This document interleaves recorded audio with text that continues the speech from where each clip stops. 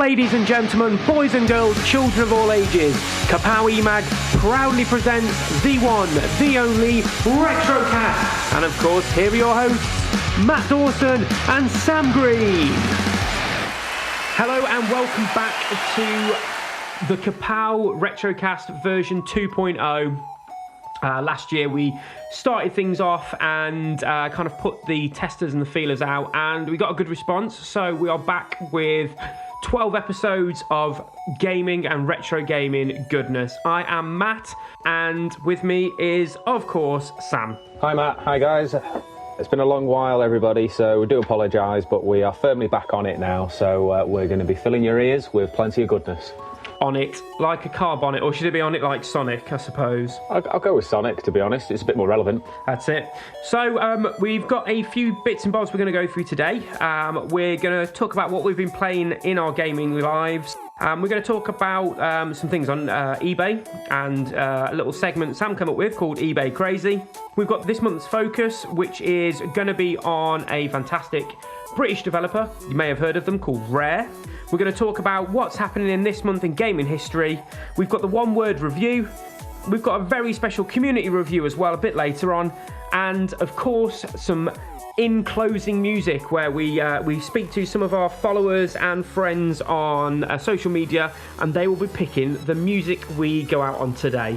So, without further ado, welcome to the RetroCast. And, Sam, what have you been playing recently? Well, I've been a bit of a project really that I've been working on that a lot of other people have already done or are doing on other systems, because I know you've got a modded Xbox, haven't you, with CoinOps running on it, one of those versions on there. So yes, I'm a bit behind the times. I never had an Xbox or anything, so I've recently just built myself a RetroPie emulation station, caboodle and kit.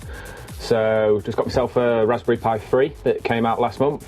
Right, okay. And then I have been to the RetroPie website, downloaded the emulation station build that they've got for the Raspberry Pi, and then I've loaded that onto it now. So I've got a fully fledged games console mecha on there. So it's basically got every console you can ever want up until Dreamcast, I think it is what they're running. Wow, that's some hefty emulation to go that high, to be honest. Yeah, I've seen it on YouTube. I've not actually got any Dreamcast games on there myself yet, but I've seen people running Crazy Taxi, because that's quite CPU intensive. So I've seen that running flawlessly on the system, so that shows the type of power that it can get. And I know the N64 has always been a troubling console for people to get running and emulating, but I've had a good go on Mario 64 playing on that, okay. And that works sublimely. I've got myself my PlayStation 3 controller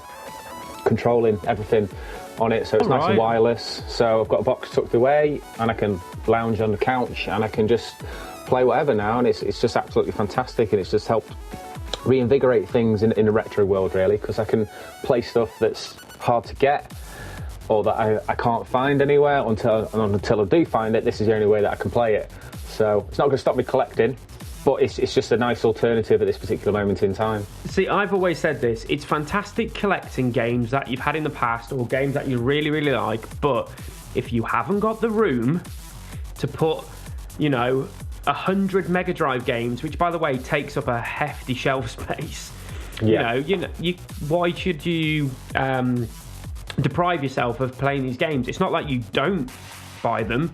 Do you know what I mean? You've over the years you've been gaming, you've put a lot of time and money back into companies like Sony, Sega, and things like that. Do you know what I mean? And these consoles and games now, when you buy them, and you're not technically giving the supplier any money. That's been done down the line. So using a Pi to emulate anything is pretty much similar to buying an original cartridge of something which you're never going to get hardly.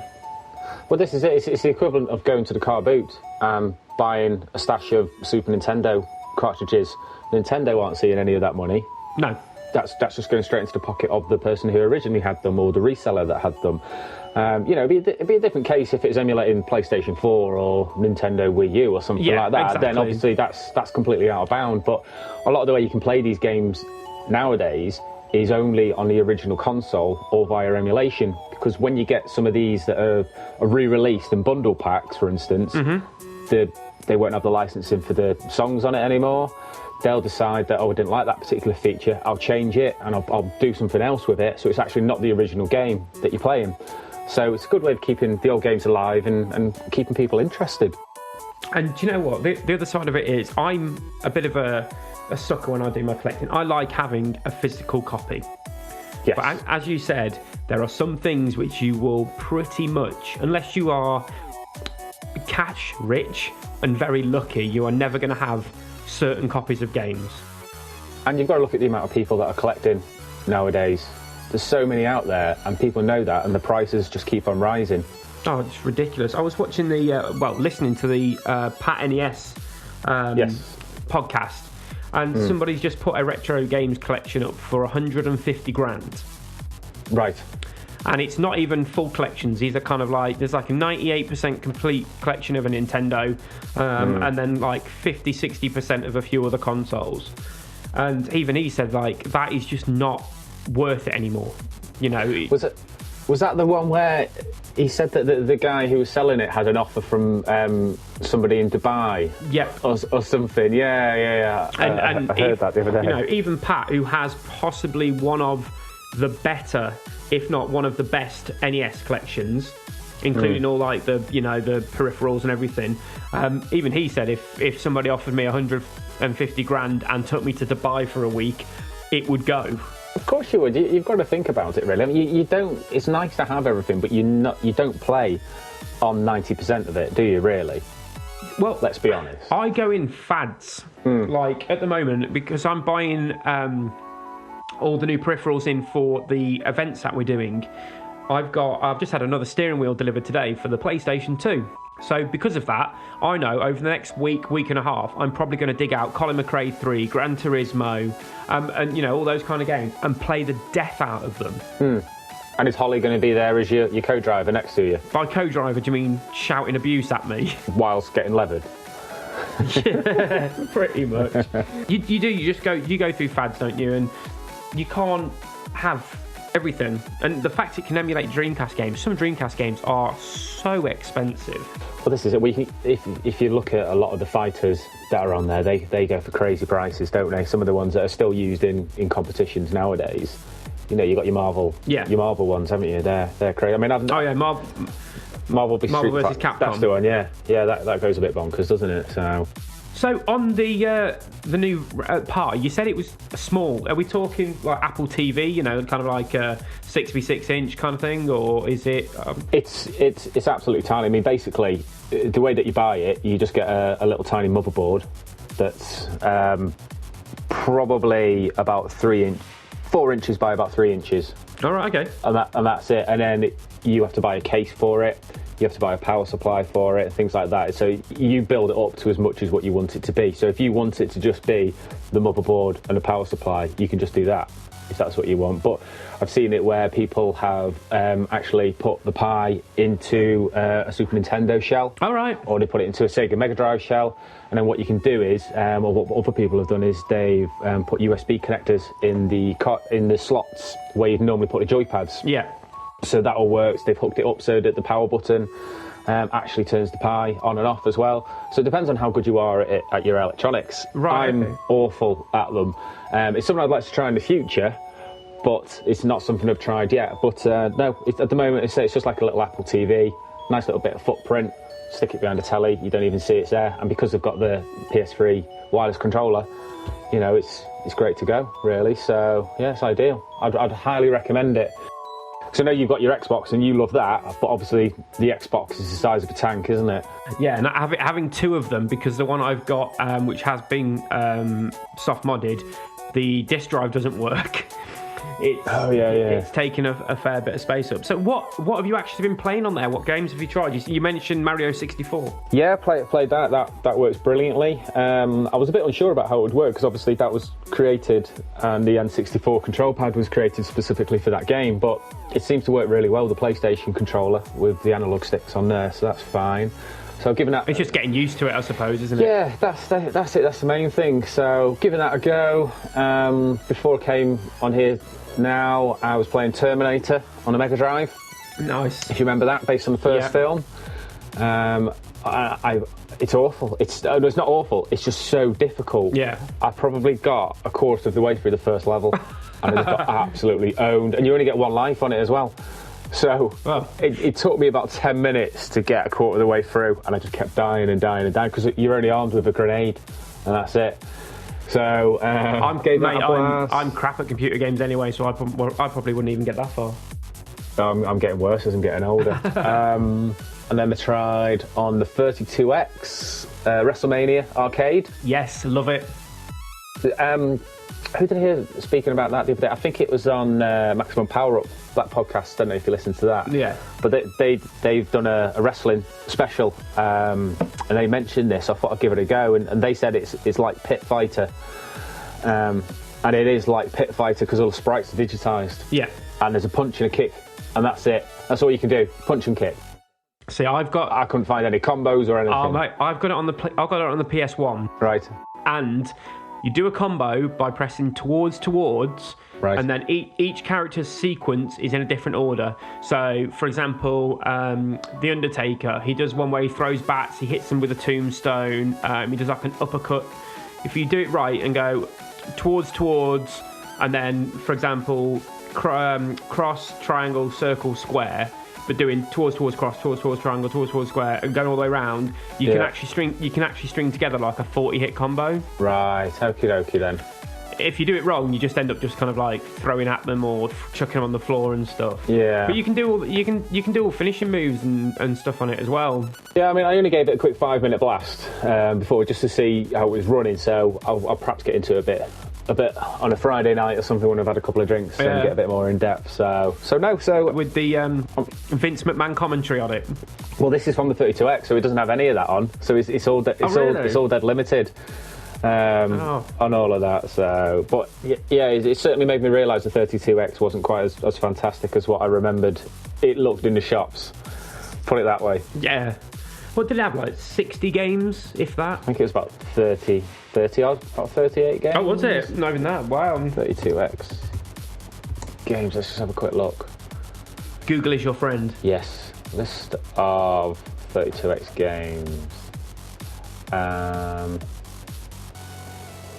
Yeah, this is great. This is great for a podcast. It's dead silence. Sorry, I do apologise. There was around about 30 games, about 33 games released on it. And I bet you most of those were just kind of like rehashes of ones that were on the 16-bit anyway, like, you know, Mortal Kombat 32X and things like that, was it? Yeah, Afterburner, Doom. There you go.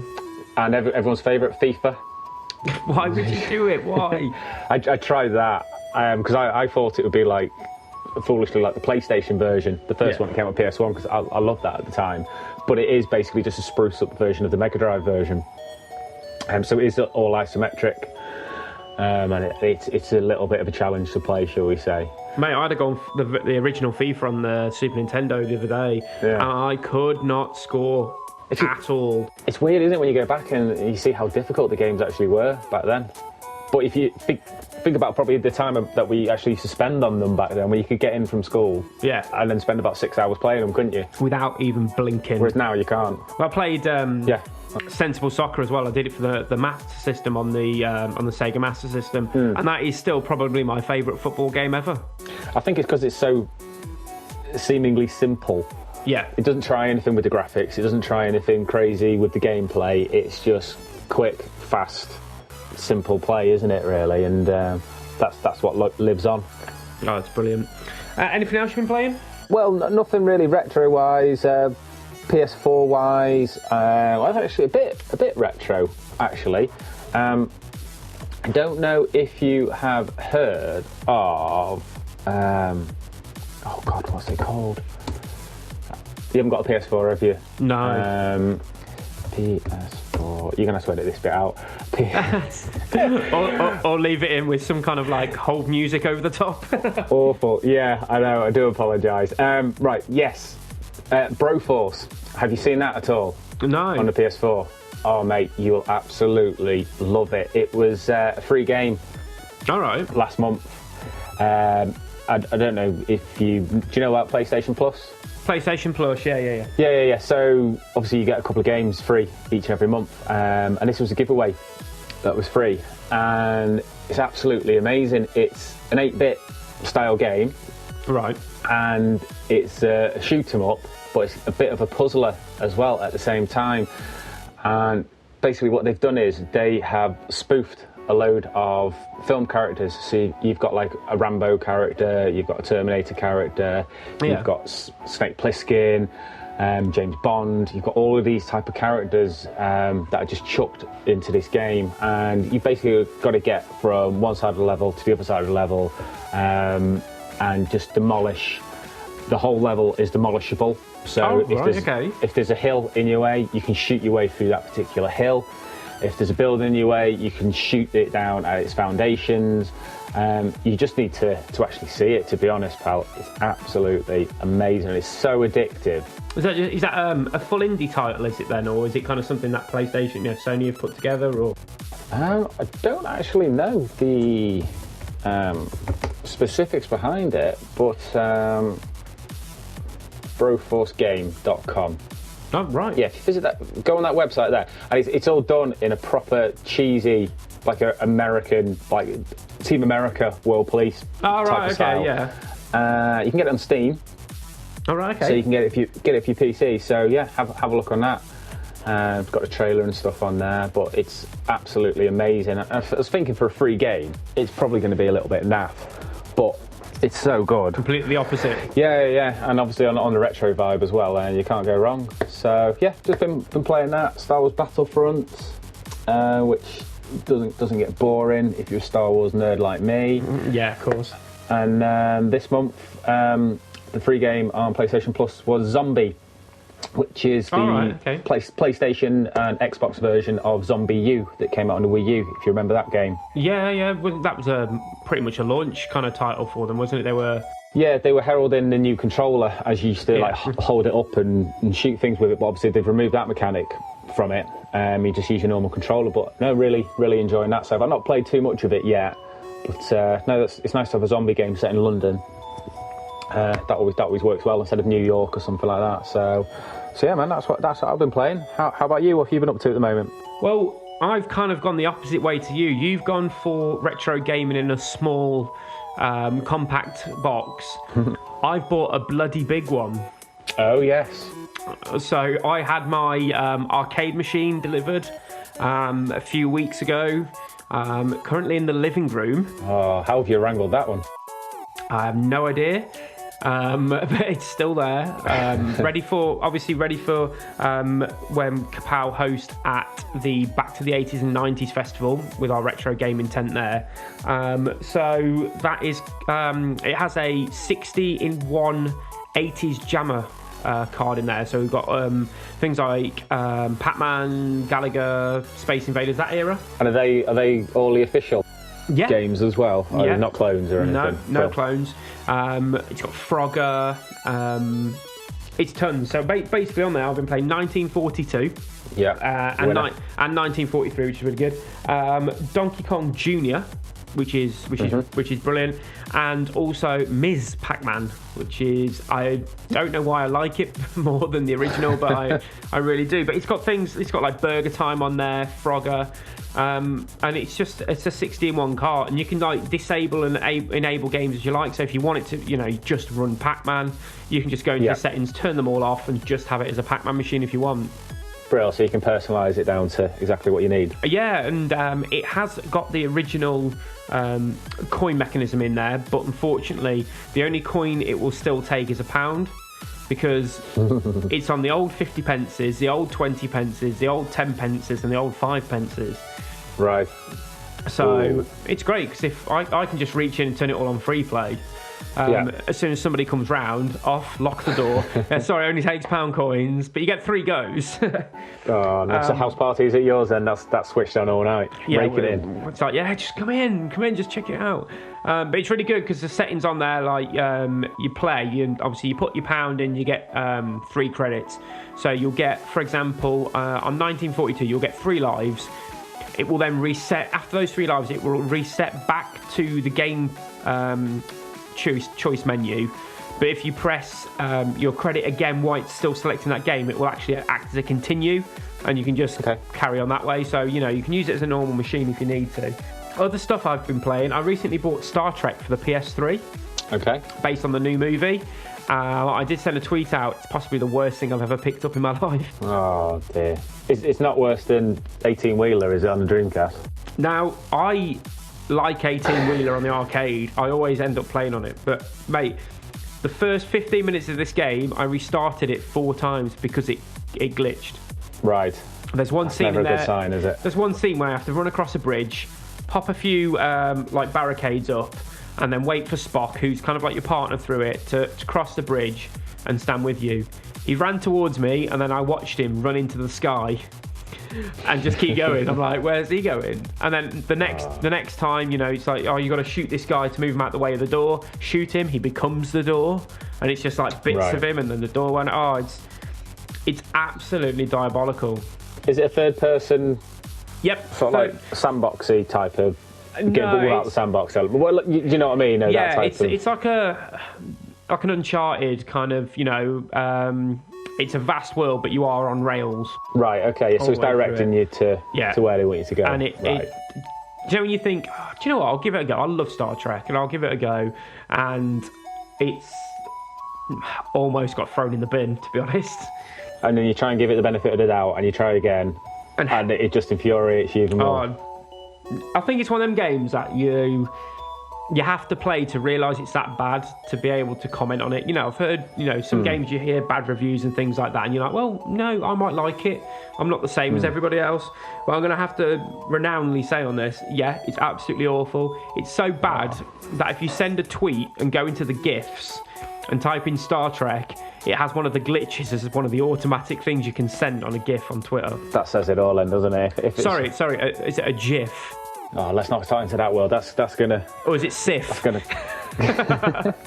If we're going down the Star Wars route, then it will be a Sith. Yeah, that's it. And the only other thing I've been playing, as always, is Xbox 360. Me and my girlfriend have got to 99.9% completion on Red Dead Redemption, and then we started playing Assassin's Creed Brotherhood.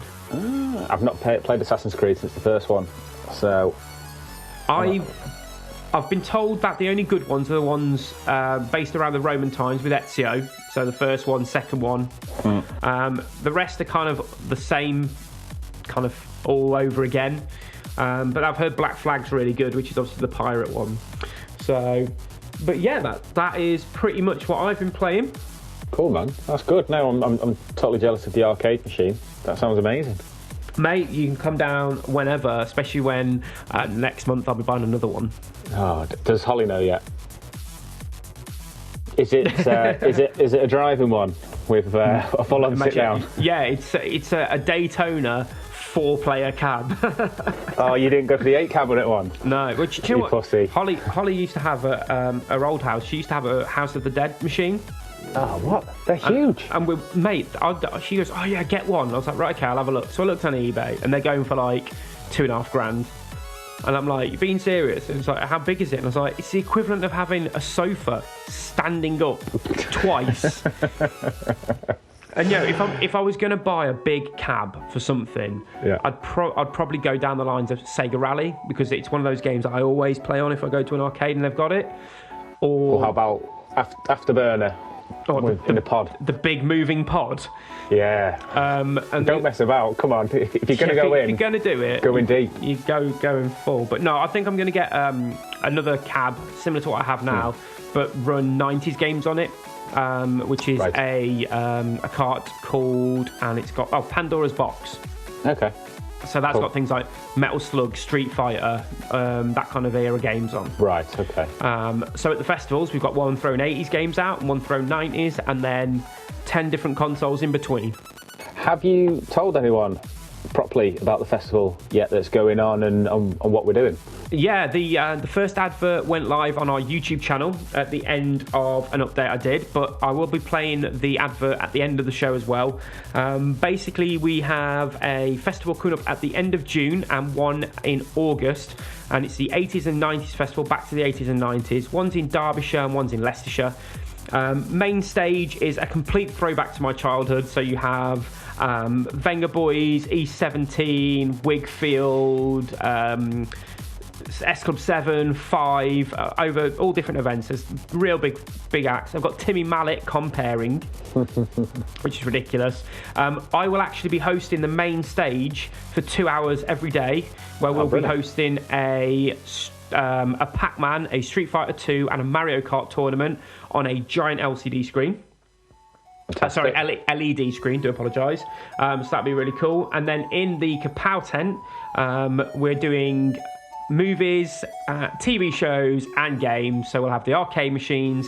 We'll have all the consoles up until the PlayStation 2 era. So that'll be PS2, Dreamcast, and the original Xbox. All set up on different TVs with pretty much unlimited games on them. I'm going to be taking most of my collection, plus a few emulation cartridges as well, you know, the EverDrives. Yeah, with me.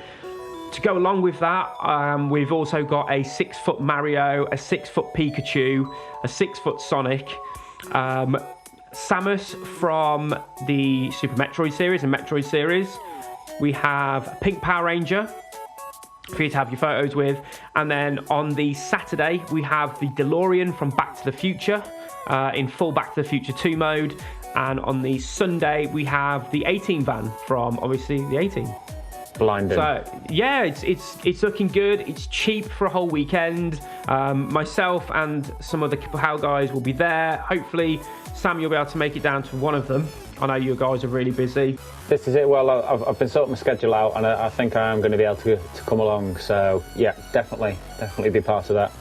Even if it's to see me in my 6-foot Pikachu outfit. And by the way, by Pikachu, I don't mean I'm going to be there in yellow underpants with ears on. This is a full mascot. It's going to take me about 45 minutes to get into this damn thing. It's huge. I hope it's going to be ventilated as well, because the weather is going to be roasting. Oh, don't, mate. We're actually having an inflatable house. Right. For it to all go in. So why don't you come round to Kapow's house, knock on the door, we might come out and play. If not, we're going to have tons of games. We're going to have... we've got light guns on the PlayStation 1 and 2. We've got driving simulations on the PlayStation 1, 2. I've got the Sega Saturn steering wheel as well for Daytona and for Sega Rally. We've got pretty much every game for the Nintendo, the Mega Drive, Super Nintendo, Master System. There'll be tournaments going throughout the day. And the best thing about it is, to follow that up, there is also a dance music classics tent with Dave Pearce, Brandon Block, and I'm also going to do a guest slot in there as well. So it's all good times. Can't really grumble. And as I said, there'll be an advert at the end of this and some links and stuff as well in the description. Fantastic. So yeah, an absolute summer bargain there for everybody. So hope to see you all there. Got it in one. So then, Sam, we had a little discussion about what we wanted to be in the RetroCast as we went forward, and you came up with a cracking little idea called eBay Crazy.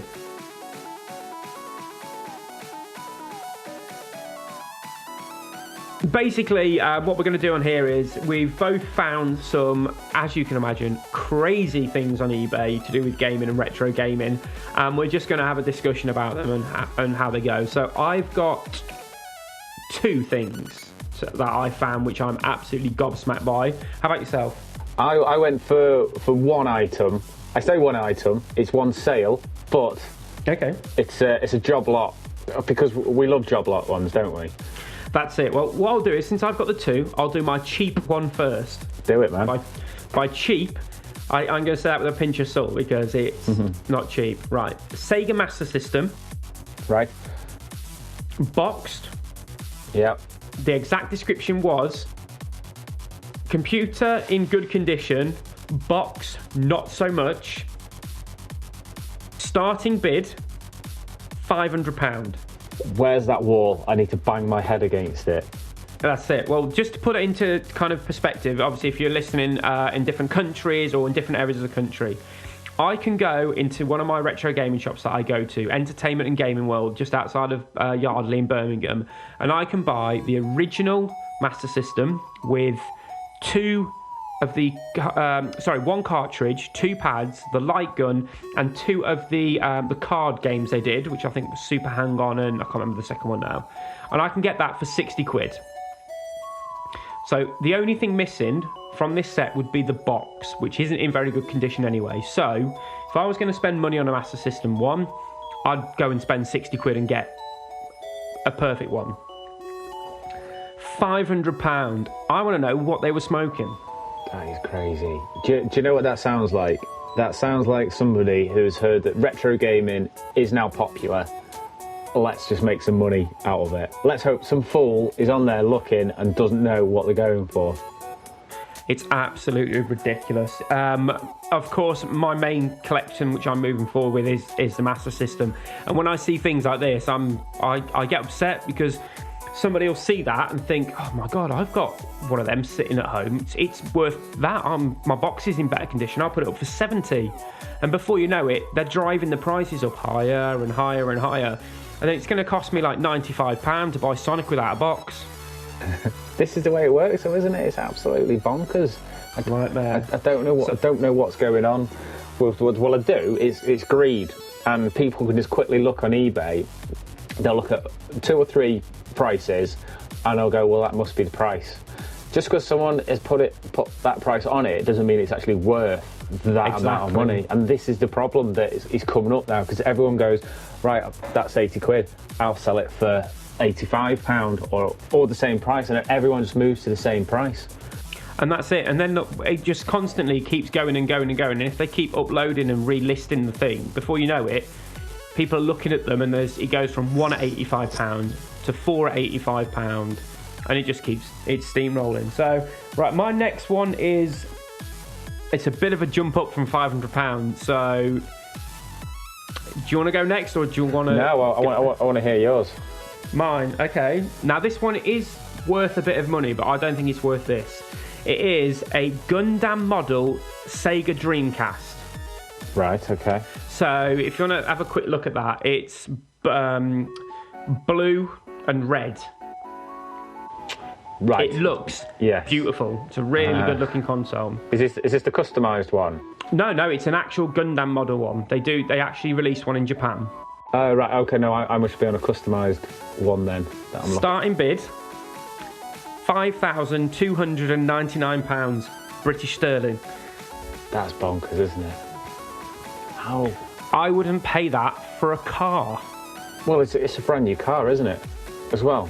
It's crazy. You could. I'll tell you what you could do. You could fly to Japan. You could have a 2-week holiday, purchase one of those, come back. And I know Japan's dear, but you'd still have change out of that amount of money. I think you'd have a fair bit of change as well, even for the £20 postage. That's insane, that is. That's bonkers. But it's good looking, I will give it that. You see, to me, it looks a bit like the Pokemon N64. It gives me that idea when I look at it. It looks like a custom job that someone's painted it up. Yeah. It's very glossy, isn't it? Mm. And the original Dreamcast is a matte white and a matte grey, isn't it? Yellow, as it turns into. Yellow, yeah. Custard yellow. So there's my 2. What have you got for us? Well, you did a big jump up there, up to 5,299. I'm going to jump a bit higher. Oh God. How much would you pay for 140 systems, 60 peripherals, and 3 coin-ops? All right, okay. Well, depending what the coin-ops were, let me think. So 140 systems, 60 peripherals, and 3 coin-ops. Do you know what? I'm going to go with around the £5,000 mark. You would go around the £5,000 mark, okay. Yeah. How do you feel if I offered you this fantastic range of items for £55,900? Right, okay. Is it an original Super Mario Brothers arcade machine signed by Miyamoto? He lives inside the cabinet. He comes with it? Yes. And are the 140 systems like, the solid gold-plated Nintendo NES you can buy, and or is it kind of like, it's 140 Game Boys? Yes, a job lot of Game Boys. Yeah, not even working. Battery covers are missing. Yeah, that they got when Game Station went bust. No, I mean, to be fair, it is basically every single game console. From what I can see, they don't actually put a full list on of all of the systems, but they've got a lot of images of all of the systems. They are all boxed, and quite a lot of them seem to be still in the cellophane, so whether or not they've got a cellophane wrapping machine that allows them to do that or not, but I can see here it's just cling film. Yeah, that's probably what it is. But they've got all the different variants of the Mega Drive, the Mega CDs, Sega Saturns, PC Engines, Jaguars. I'm just trying to see these awful photos that they've uploaded, but they've even got the 3D glasses for the Sega Master System there for you, Matt. So, you know. Which, by the way, are probably the best 3D console glasses ever. I've heard that. I've seen it. Did you see the video of Happy Console Gamer when I did? He was trying it out. So yeah, that was the first time I'd actually ever seen them. Fair enough. They are like, I don't want to offend anybody. Have you got them? Or? I haven't, no, but they're like proper blind man glasses. Do you know what I mean? I can picture Stevie Wonder wearing them. And I apologise to anyone listening to this who's blind, but picture the glasses, you know, hold the glasses you've got on. The Sega Master System ones are bigger. They are like the safety glasses, aren't they? That you used to wear in CDT in school or graphics in school when you're doing a bit of woodwork. So, yeah. But that comes with it. And the arcade cabinets, seeing as that's your thing at the moment. Punch Out. Good, nice. Outrun. The big cab or the stand-up? I'm probably going to guess it's the stand-up. And Afterburner. And again, they're going to be stand-ups, aren't they, for that amount of money? But to be honest, you are probably looking at probably around $1,000 top for those games each, I would think. Definitely. So, you know, it's a good collection. But want to go ours? Well, I could remortgage the house and not tell the lady indoors. I think we could get away with it, couldn't we? Wouldn't hurt. Nah. It's just the explaining part of, hi, I've got 150 consoles that need to be put somewhere. When she moans Go on. Do you want to take up the most room, the peripherals? Yeah, it would. It's like it's got the dual joystick PlayStation controller. Do you remember that one? Yeah. You've got all of those. You've got the PSX. Do you remember that? That was like a home theatre type hybrid system. It's absolutely bonkers, mate. You want to have a look at this collection. I mean, it's good. It's very impressive, but I don't think I'll be spending nearly £56,000 on it. I can think of a few better things to do with that. Oh, I can think of many things. Many things. Thing is, though, I could start my own arcade business with that. Yeah. You know what I mean? I could technically buy like 100 arcade machines for that. Yeah. Oh wait, I found a list of all the consoles that he's got. I'm not going to read through them all, but there's a lot. There's a hell of a lot, and the accessories are a hell of a lot as well. So yeah, any listeners out there, you got to spare £56,000, get a bidding on this mother. The other thing as well is, I know it's eBay, but if you were selling something that kind of niche, you know, you'd be looking to sell to like a museum or an avid collector, not somebody looking on eBay to spend 56 grand through PayPal. Imagine the fees on that. Oh, they'd be making a tidy profit, wouldn't they, on that? They'll be loving that. eBay and PayPal with the charges that they put on it all. But yeah, that's the one that I found this week. That's my little nugget. There we go. 3 absolute crazy eBay prices. Moving on from that, we're going to go on to the main focus of the show. Now, what we're going to do is each podcast we're going to talk about one thing which defines the retro gaming, which defines the era, which defines gaming in general, and also we're going to have a very special review based off that system from a famous, I'd say famous, but somebody who's very popular within the retro gaming community on things like Instagram, Twitter, YouTube, and they're going to review a game to go along with that. So, without further ado, we're going to move on to the focus feature, which is Rare.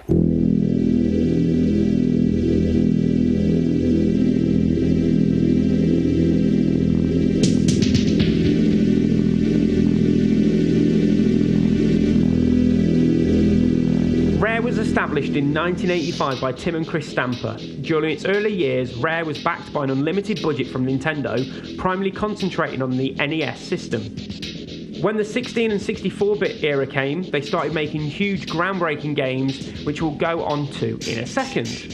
In 2002, Microsoft acquired Rare, and in 2007, the founders, Tim and Chris, left the company to pursue other opportunities, and in 2010, the company's focus shifted completely to the Xbox and the Xbox One. In 2015, Rare released the Rare Replay, a compilation of 30 games produced by the company to celebrate their 30th anniversary.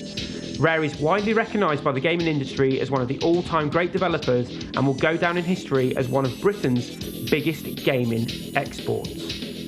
Now, I've got a list of games from the NES, Game Boy, SNES, N64, 360 and Xbox One. So, before I go into kind of going through some of those, what games immediately come to mind when you think of Rare? Well, I don't want to go overly obvious, but the main one of where it properly took my attention and made me buy a console for that specific game was GoldenEye,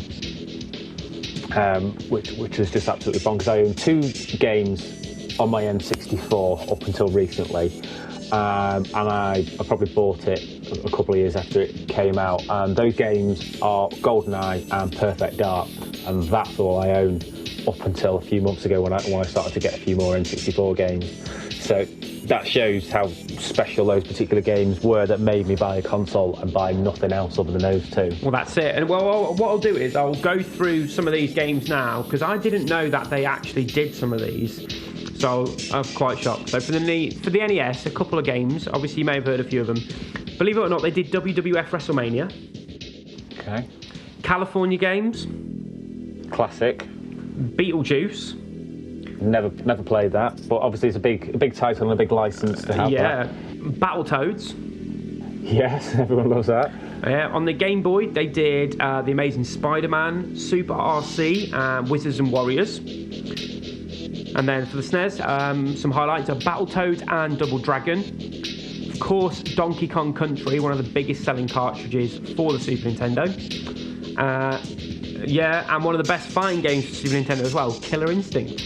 Which is quite rare for them when you obviously in with a name, but if you think about the sort of like the cutesy-ish looking games that they were generally known for, I know you got Battletoads and the Double Dragon ones, but Killer Instinct was completely the other end, wasn't it, of ultra gore and violence. It was their sort of answer to Mortal Kombat. And it spawned a lot of very familiar catchphrases with their combo system. Ultra and malarkey. On the N64, of course, GoldenEye and Perfect Dark, which were brilliant, but they also did Banjo-Kazooie, which we have got a review coming up later on. Diddy Kong Racing, and also Conker's Bad Fur Day. The filthy mouth. Which a lot of people like. Filthy mouthful. That's it. Tyrant. And then, in my opinion, that is where my love of Rare stopped, because they then went on to do Perfect Dark Zero, which I didn't like. I don't think anyone liked that. I don't think even Rare liked that one. Kinect Sports. Yeah, let's not talk about that. Viva Pinata. And then now they've had a slight change in direction. They've realised that people don't like all that kind of motion, games and things like that. So Xbox One, of course, we've got Rare Replay with their 30 big games, and also Killer Instinct, which came out as a launch title pretty much for the Xbox, which looks stunning. But my massive and my big memories, one of my girlfriend's favourite games is Battletoads versus Double Dragon. But as you said, Killer Instinct, GoldenEye. I can even picture the logo coming on the screen to the James Bond music all the time. But yeah, so, and the best thing about it as well is it's a very British institution. Yes, it has been bought by Microsoft, but it is still 20 minutes from my front door. Oh, right, okay. I didn't know they were based that locally to you. Yeah, right by Twycross Zoo in Atherstone. Right. So it's not far from me at all. But I think if a game would stand out to me which will always remind me of Rare, I'm going to say yours is... I'm not going to steal GoldenEye off you because that would be an easy one, but I'm probably going to have to say Killer Instinct. I mean, the thing that I most remember about Killer Instinct was when, as youths, we used to go to Laser Quest. And in Chester, where we grew up, the only place that had arcades were the bowling alley and Laser Quest. Obviously, the problem with bowling alleys is it's full of kids, whereas you go to Laser Quest and it was all general teenagers and early 20s, so it was much cooler. So that's generally where we used to have a bit of Killer Instinct, and I just remember the sound coming out of that machine. It was so loud, it was just ramped up and bassy as well. Yeah, exactly. And obviously this sort of time was after the Street Fighter 2 phase. Everyone was into slightly more violent fighting games, shall we say. I know every game fighting is violent, but that takes it to another level, doesn't it? It moved kind of onto that kind of Mortal Kombat era, but also things started going 3D. You had like Virtua Fighter, you had Tekken coming out, which things, you know, they were kind of moving forward. Future-wise for Rare, I would love to see them do a little bit more kind of sequels to, you know, stuff. Would, you know, maybe a 2D fighting version of Battletoads, or, you know, bring back kind of a decent version of Diddy Kong Racing. Obviously they can't do Diddy Kong Racing, I do apologise. Banjo-Kazooie would be a good one, but obviously we're never going to see them on any other console now, which is very sad. Yeah, and this is always a problem when you get these companies that are bought up by larger institutions. I mean, it's very, very strange and very surprising that Nintendo let them go, really. I didn't quite understand that particular logic when you think about how important as a company they were, because a lot of Nintendo games relied upon the first party releases, and Rare as a third party realistically was such a strong and important company in attracting people to the consoles. And obviously because a lot of Nintendo games were really out of Japan, it was good to have this company giving another side of things and games actually being released. So it seems a bit strange that they just let them go off to Microsoft and get swallowed up and become a completely different company to what they were, and they just seem to have all of the ideas beat out of them by the corporate machine that's Microsoft, is what it seems to me. That's it, and they made so many games for Nintendo as well. Like when you go on to have a look at all the list of their games, everything, they were making, they were releasing like 2 games a year, 3 games a year just for the NES. Then they moved on to the NES and Game Boy, then the crossover, the NES, Game Boy and the Super Nintendo. And I think they really kind of find their own when they came to the N64 with things like Banjo-Kazooie, Banjo-Tooie, I think that's how you pronounce it, Conkers, GoldenEye, Diddy Kong Racing. They were all different types of games, weren't they? They weren't just like one specialist, it was all different sorts. That's it. So, but no, I wish them all the best for the future, and I hope they do get to find their feet at Microsoft and, you know, stop making Viva Pinata games, for God's sake. Well, I mean, you've got the hope for the original founders at Playtonic now, haven't you, with the ukulele game that's coming up? Have you seen that at all? Yeah, it does look quite good actually, and they are very passionate to kind of keep the games fun, but not stupid fun, if you know what I mean, like Viva Pinata. But no, they've that's actually quite late in production now, isn't it? Yeah, they've been developing it for quite a while.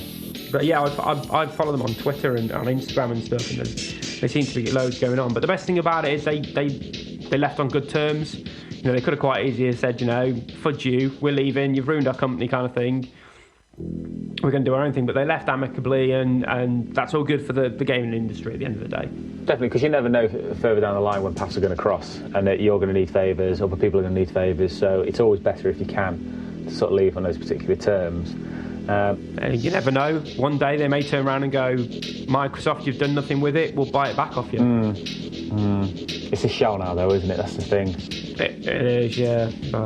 So yeah, that was the focus feature from me and Sam, and what we're going to do now is we're going to hand over to our guest reviewer, and let's see what they think about their favourite Rare title. Hi guys, I'm Retro Gamer Ireland, and this is my review of Banjo-Kazooie for the Nintendo 64. Banjo-Kazooie is a 3D platformer game that was developed by the notorious Rareware. It was first released in North America in June of '98 and in Europe in July of the same year. This wasn't the first time we'd seen Banjo in action, however. He first made an appearance in another one of Rare's games, Diddy Kong Racing. There were a number of characters on the roster for this one, another being the infamous Conker from Conker's Bad Fur Day. But more on that another time. So back to the Bear and the Bird. The story starts out with the evil and not so easy on the eyes witch Gruntilda. She kidnaps Banjo's younger sister Tootie, plans to use one of her inventions to steal Tootie's youth and beauty and transfer it over to herself. Banjo and his feathered friend Kazooie then set out on a journey to save Tootie. At the start of the game, Banjo and Kazooie are introduced to Bottles and Mole. He's a friend of Tootie's and teaches you the basic controls of the game. After this, the real adventure begins. Banjo and Kazooie must make their way through Gruntilda's lair, collecting the golden jigsaw pieces, or jiggies, and golden music notes which unlock the different levels and areas of the game.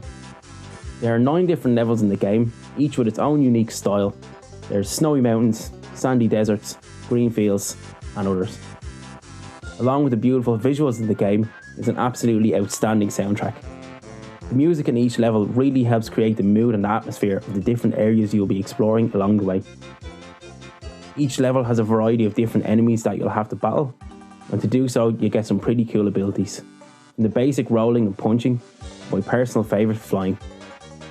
There are some very clever puzzles in each of the levels, some of which can be quite tough but very satisfying when you do eventually solve them. There's another friend who helps you along the way. His name is Mumbo Jumbo. He's a shaman and he transforms you into different animals depending on what level you meet him in. Banjo and Kazooie are a great team. This game has it all for me. The brilliant storyline, the unique levels, great characters and the music. I would highly recommend Banjo and Kazooie to gamers both young and old, as again I feel it has something for everybody. This has been a very brief review on my part. My first review. I'm Retro Gamer Ireland. I hope you enjoyed it and happy gaming. See you guys. So there you go, make sure you check him out on Instagram. Follow him, check out his pictures. He's got such a great gaming collection and he takes some really good photos, and it's a great way to introduce you guys to new people in the community. Now we're going to move on to one of our last segments, and this is called This Month in Gaming History, where myself and Sam, we pick a couple of things that happened this time through the gaming calendar over the past, well, few decades really, and just give you an idea of what's been going on in April in the past. So Sam, where are you going to start us off? Okay, well, taking us back in the way back machine, as we like to call it. Way back machine. That's it, man. For me, it's a classic, and it's a gaming sort of series and genre that's not about anymore due to the unfortunate, well, I say unfortunate, but the advent of LCD and plasma TVs and OLEDs and whatever are on now. And it's the old Point Blank, and released on the PlayStation 1 on April 30th in 1998. I love that. Like I said, I've just bought the Namco gun, which was pretty much released for that game anyway. Fantastic game. Time Crisis Games, wasn't it? It was released for. Amazing series. It was kind of like a Wii game before the Wii came out. It was like, you know, that kind of party game. You know, there was not you didn't have to save anybody, you didn't have to kill anybody. It's kind of loads of mini games all stacked up as you went through. That's it, and it's a shooter that didn't get boring, because if you play a bit of Time Crisis, or you play Virtual Cop, or you play something like that, it can get a little bit too samey. You know where the characters are going to pop out of, you learn the routine, you learn the setup. Whereas with Point Break, because it was like, all right, a quick 30-second game of this, a minute game of this, and it's all different challenges that it's set up for you. You're never quite sure what was going to happen. It kind of reminds me of Whack-A-Mole. Yeah, perfect. Like when you go to the arcade and you hit the moles down that they keep popping up. It's like a digital version of that with a gun. Perfect description, that, bud. Thanks. Well, I'm going to speed things up. I'm going to move things forward a little bit on something that happened in April in 2003. Two companies merged together. I'll let you guess the name of them when I give you the company name.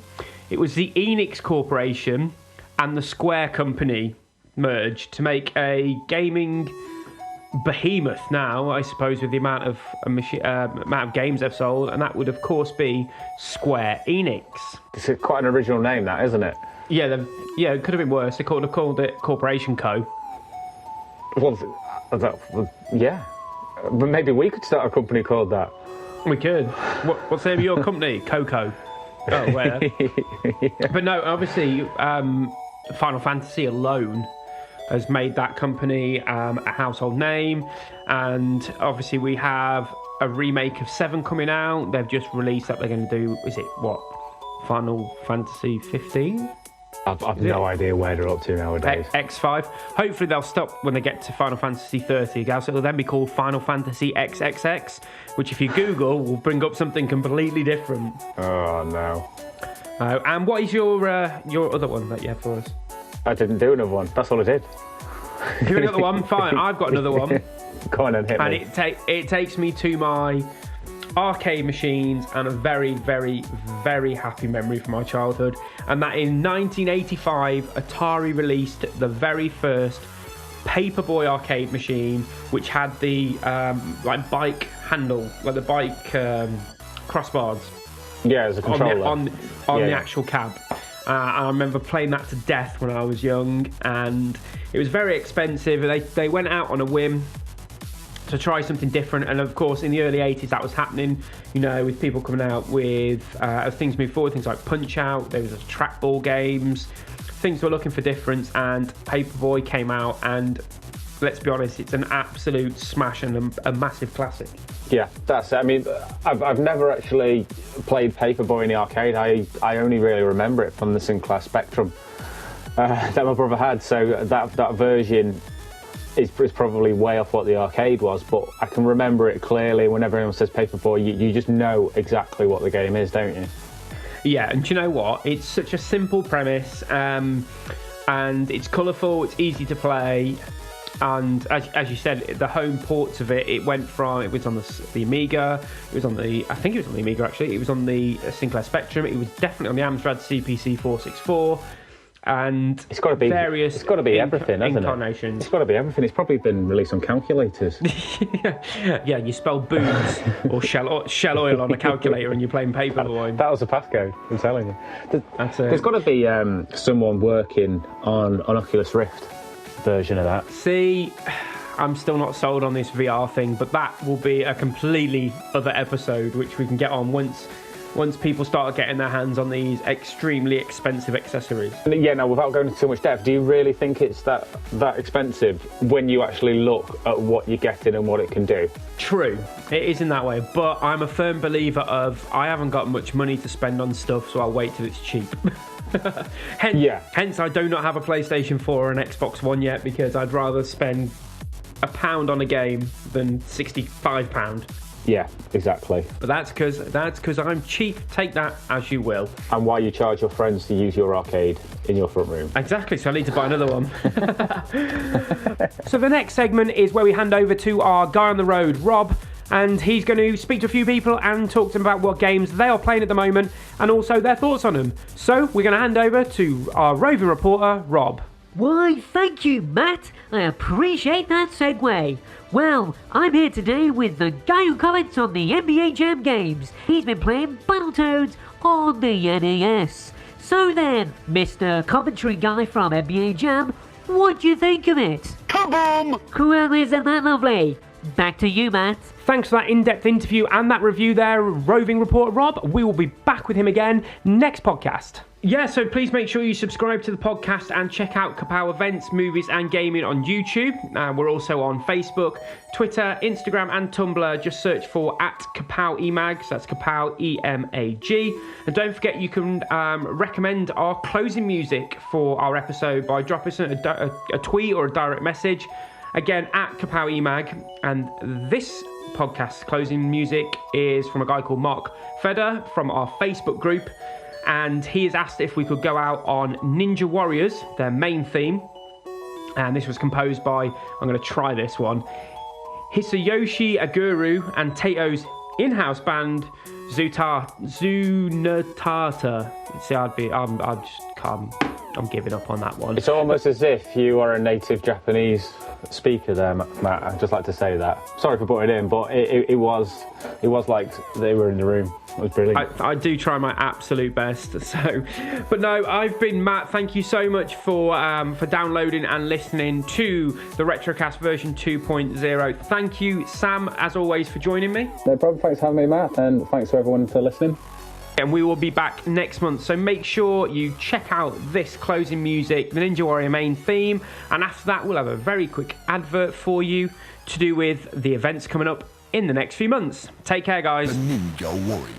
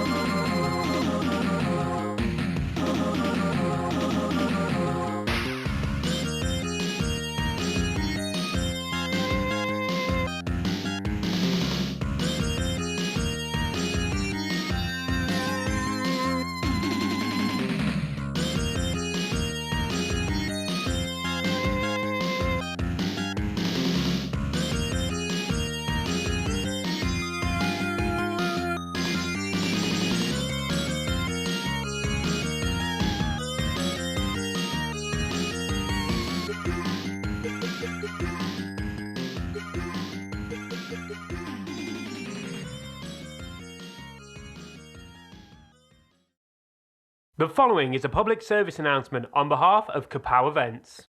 Calculations are correct. When this baby hits 88 miles per hour, you're gonna see some serious shit. Kapow Events are proud to announce that they will be hosting a retro arena at the awesome Back to the 80s, 90s and 2000 festival at Catton Hall in Derbyshire on the 24th, 25th and 26th of June 2016. Kapow will be bringing their own style of fun with the biggest consoles from the past, as well as hundreds of games to play. Do you remember the console wars of the 90s? Well, thanks to Kapow, you won't have to choose. In the arena, you'll have the very best of Sega, Nintendo, Sony and Microsoft all in one tent. With huge titles such as Super Mario, Sonic the Hedgehog, Street Fighter, Halo, Daytona, Time Crisis, GoldenEye, FIFA and many more, there are plenty to choose from. Prefer the buzz of the arcades? Relive your childhood on 2 multi-game cabinets with massive hits like Pac-Man, Donkey Kong, Frogger, Space Invaders, Contra, Galaga and many more. In the Kapow Arena we will take you back to a time where co-op gaming meant being with your friends and grabbing a controller. Not only will we have the huge releases, we will have multi-taps for 4-player gaming fun, light guns for all you trigger-happy gamers and steering wheels for some retro racing fun. Not only will the Kapow Arena be full of gaming goodness, you will also be able to see and have photos with 2 legendary cars from television and film, the GMC van from the A-Team and the DeLorean from Back to the Future. Kapow and James Dean Events are proud to bring you these 2 screen icons from arguably 2 of the biggest TV shows and film from that era. Over the weekend there will also be characters walking around for you to play games and have photos with. Not only will we have Mario, Luigi and Sonic the Hedgehog, you will be able to have photos with the Pink Ranger, Pikachu and other big stars from the 80s and 90s. So what are you waiting for? Kapow are only a small part of what is on offer over the weekend. With massive acts on the main stage like the Venga Boys, Entrance, E70 and Bucks Fizz, DJs in the dance tent including Dave Pearce, Brandon Block and JFK, and loads of other things to keep you entertained all weekend like karaoke, roller disco and a fun fair. With tickets starting at just $29.99 and camping available, make sure you check out www.back2festivals.co.uk for more info. To keep up with everything Kapow, check out Kapow EMAG on social media and make sure you check out the Back 2 event page on Facebook to stay up to date with all the festival hype.